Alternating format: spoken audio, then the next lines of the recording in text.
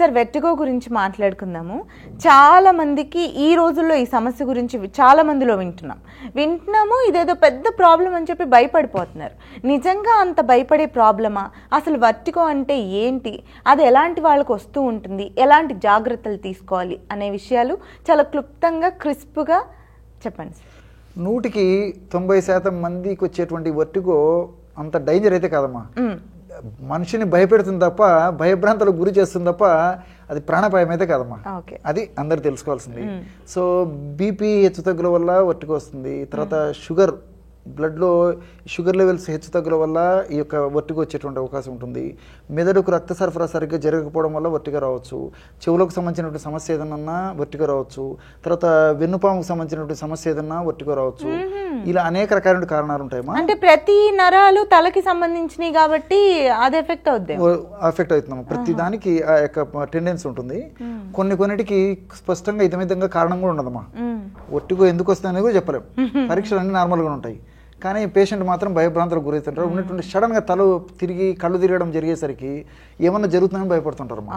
So ఏది ఏమైనప్పటికీ అలాంటి సందర్భాలు ఉంటే డాక్టర్ను సంప్రదించేసేసి వ్యాధి నిర్ధారణ చేయించుకోవడం మంచిదమ్మా. అది ఎందుకు వస్తుందని చెప్పేసి, సరే స్పష్టంగా పలాని సమస్య వల్ల, ఈ పలాని వ్యాధి వల్ల వెర్టిగో వస్తుందంటే డాక్టర్ గారు మందులు రాసిస్తారమ్మా. అది వాడుకోవడం మంచిది. ఏది ఏమైనప్పటికీ నేను చెప్పబోయేటువంటి ఒక టిప్పు ఫాలో అయినట్లయితే డాక్టర్ గారు చెప్పినటువంటి మందులు వాడుకుంటూ నేను చెప్పినటువంటి టిప్పు కూడా ఫాలో అవచ్చమ్మా. కొన్నిటికి ఎలాంటి కారణం లేకుండా వచ్చేటువంటి వెర్టిగో కూడా నేను చెప్పేటువంటి టిప్పు చాలా బాగా పనిచేస్తుంది. Waiting sir. సో ధనియాలు, జీలకర్ర, ఉసిరిక పొడి అమ్మా. అంతే. ధనియాల పొడి, ఉసిరిక పొడి, జీలకర్ర పొడి, ఈ 3 ధనియాలను కాస్త వేయించి పొడి చేసుకోవాలి. జీలకర్రను కాస్త వేయించి పొడి చేసుకోవాలి. ఉసిరిక మాత్రం అలాగే ఎండబెట్టి పొడి చేసుకుంటారా? ఉసిరిక మనకు ఉసిరిక ఎండబెట్టినవి దొరుకుతాయి మా పిచ్చులు, ఆమ్ల పౌడర్ అని కూడా దొరుకుతుంది. మనమైనా ఎండించుకొని పౌడర్ చేసుకోవచ్చు, లేకపోతే ఆల్రెడీ పౌడర్ దొరుకుతుంది. ఈ 3 పౌడర్లు ఈక్వల్ గా తీసుకోవాలమ్మా. For example 25 grams 25 grams 25 grams.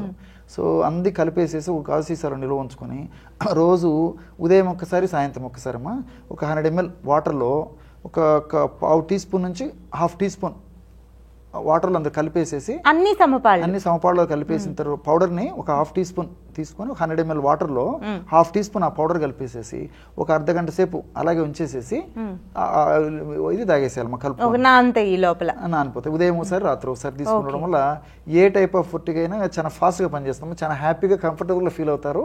So మెదడులో ఉన్నటువంటి ఏదైనా ప్రాబ్లం ఉందో రెక్టిఫై చేస్తానికి ఇది ఉపయోగపడుతుంది. Excellent remedy sir. సో చూసారు కదండి, వెర్టిగో వచ్చేసరికి అదేదో పెద్ద వ్యాధిలాగా దానికో పేరుంది కాబట్టి భయపడాల్సిన పని లేదు. సార్ చెప్పినట్లుగా ఈ 3 ఉసిరిక పొడి, జీలకర్ర పొడి, ధనియాల పొడి సమపాళ్లలో 2 పూట్ల తీసుకుంటే తరచూ రోజు తీసుకోవడం వల్ల కూడా కంప్లీట్గా తగ్గిపోయే అవకాశాలు ఉన్నాయి. ట్రై చేయండి.